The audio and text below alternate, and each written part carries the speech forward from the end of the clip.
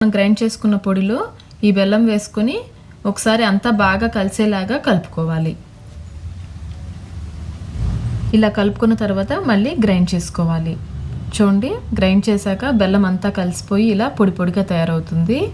ఇప్పుడు ఈ పౌడర్ని ఒక ప్లేట్లోకి ట్రాన్స్ఫర్ చేసుకోవాలి. ఇక్కడ చూడండి, పిండి ఎంత ముద్దగా ఉందో.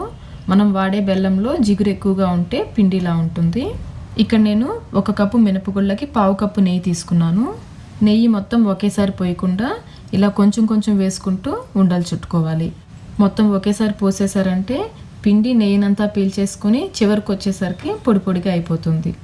ఈ విధంగా కొంచెం కొంచెం పోసుకుంటూ అంతా కలిసేలాగా కలుపుకొని ఇలా లడ్డూలాగా చుట్టుకోవాలి. మనకి ఏ సైజు కావాలంటే ఆ సైజు లడ్డూస్ చేసుకోవచ్చు. చాలామంది సున్నుండలకి చాలా ఎక్కువ నెయ్యి పడుతుంది, హెల్త్కి మంచిది కాదని ఎక్కువగా చేసుకోరు. కానీ ఇలా మనం ముద్ద బెల్లం యూస్ చేసామంటే కొంచెం